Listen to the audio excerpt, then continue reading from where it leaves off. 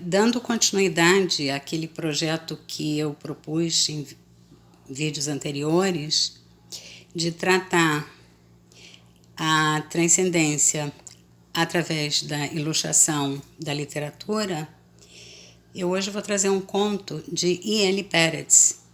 E.L. Peretz é um dos 3 clássicos da literatura Yiddish, do final do século XIX e início do século XX, junto com Sholem Aleichem e Mendele Mocher Sforim. São 3 clássicos contemporâneos, né, dessa época de início do século XX. Escritores em língua Yiddish.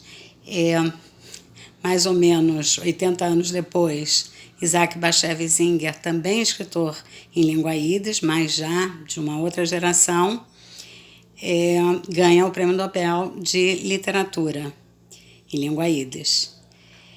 Então, E.L. Peretz, esse conto é retirado desse livro. Esse livro é a nova edição da editora Perspectiva, edição de 2001.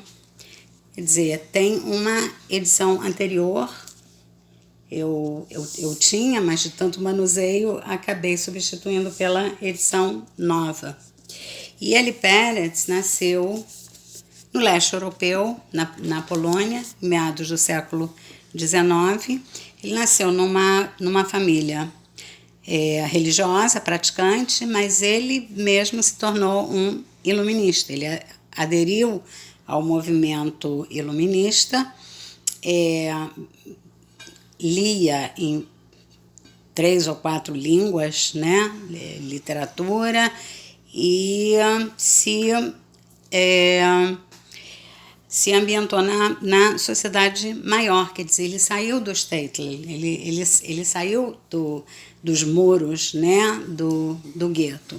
Mas interessante que a literatura dele, muitos contos, têm um teor, eu não vou chamar de religioso, mas tem um teor com elementos espiritualistas, né? Ele fala de alma, fala de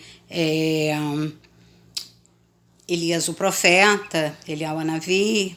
Ele fala de vida, vida após a morte.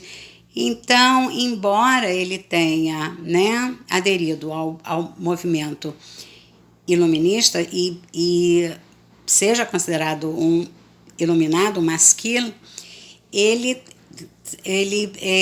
a literatura dele está povoada de elementos, né, que fizeram parte da criação dele. E aí essa história é um conto longo, então ele vai ter que ser relatado. Não chega a ser uma novela como Tehila de Agnon, que é muito maior, mas ele vai no relato. E como eu já disse anteriormente, nunca dá para comparar um relato com uma leitura. A leitura é muito mais rica, a gente perde os detalhes, a gente perde o estilo, a gente perde o contato com o autor, mas preserva, né, a ideia. E depois vou fazer um link com algum conceito cabalístico, depois de relatar a história. O nome da história é A Demanda com o Vento. A Demanda com o Vento quer dizer alguém processou o vento. Então vamos lá a história.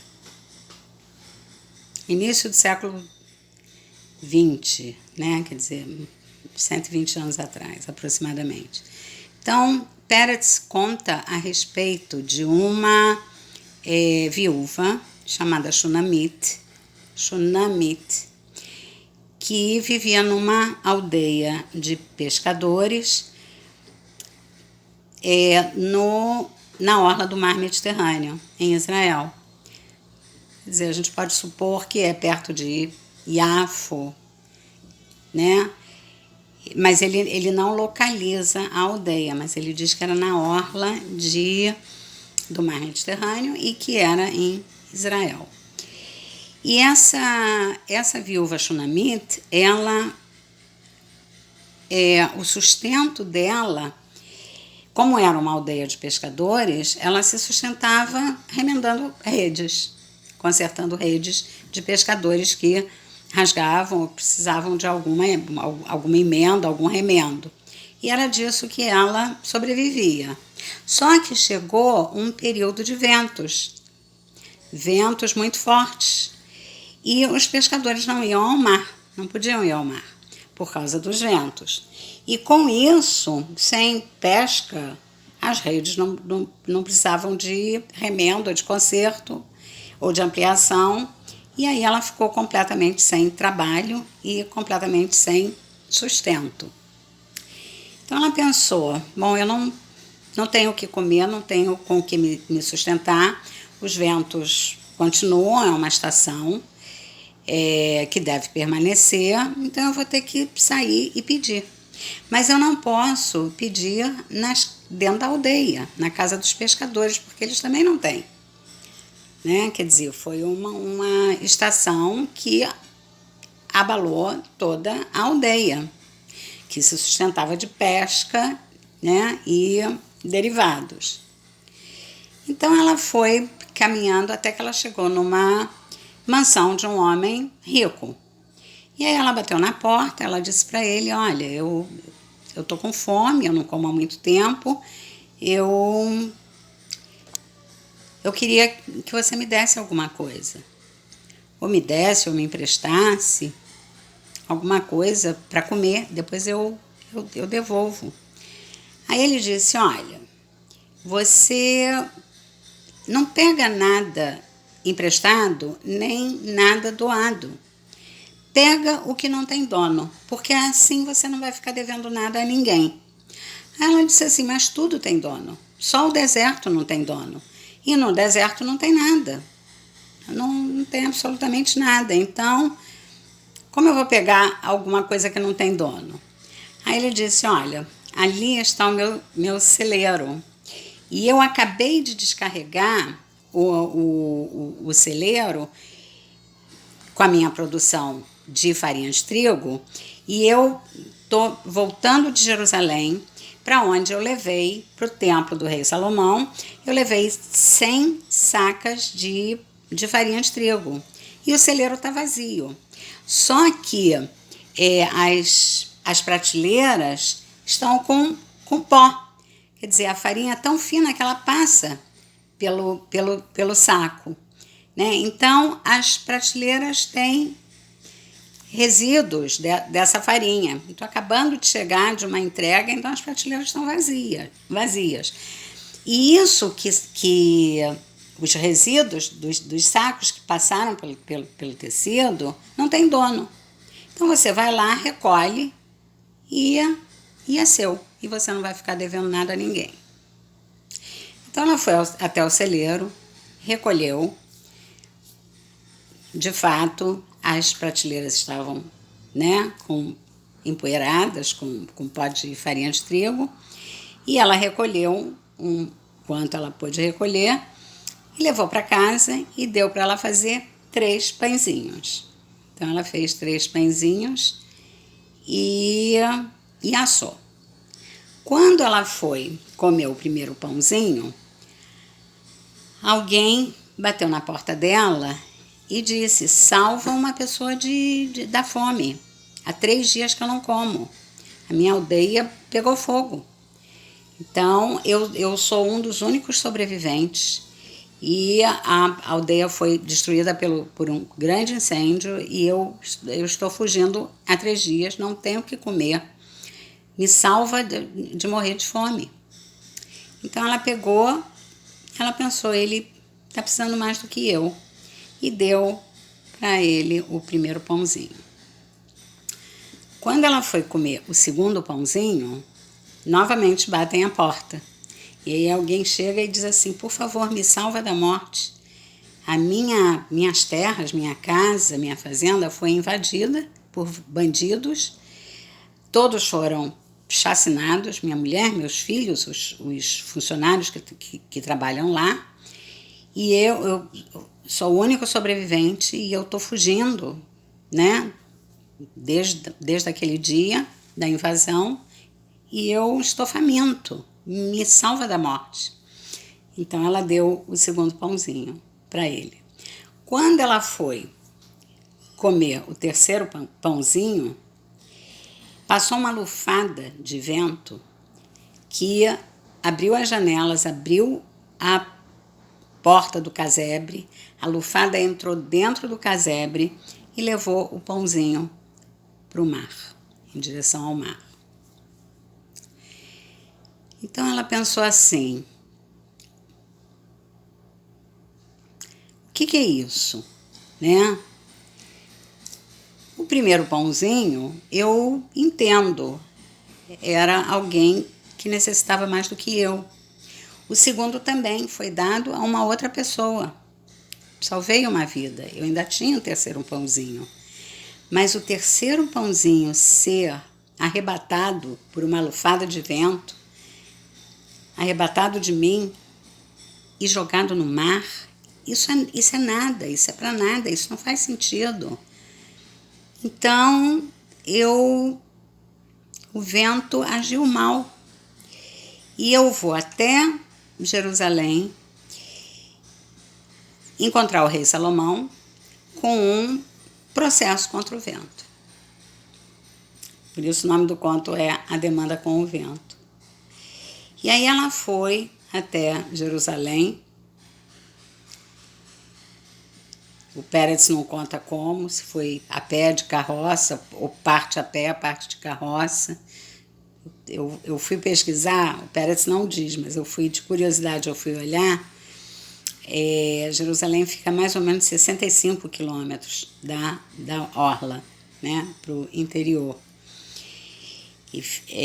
Então ela foi até o templo de Salomão e quando chegou a vez dela de se consultar, ela contou para ele a história, para o rei Salomão.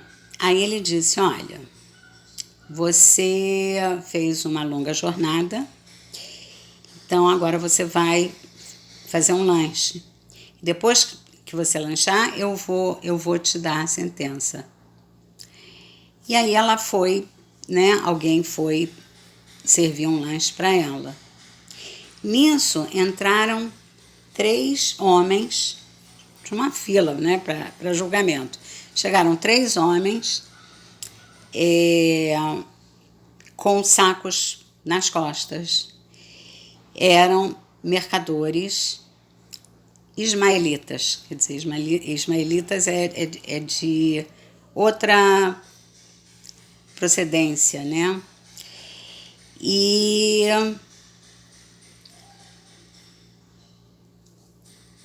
vieram até o rei.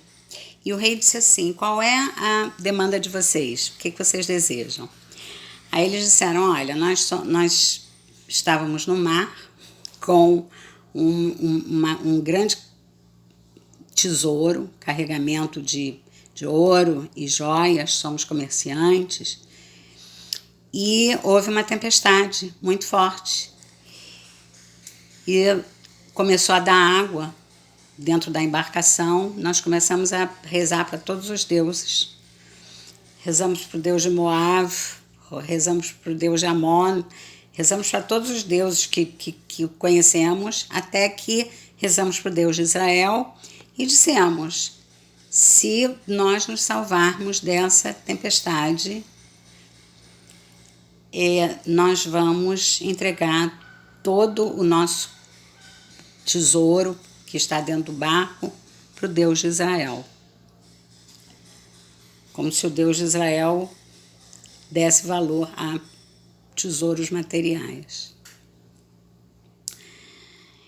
E quando o barco começou a dar água, voou alguma coisa, né? Veio alguma coisa da costa e entrou bem na brecha que se abriu no casco da embarcação. E nesse momento a tempestade passou e nós conseguimos nos salvar. Então nós viemos aqui cumprir a nossa promessa, porque nós nos salvamos.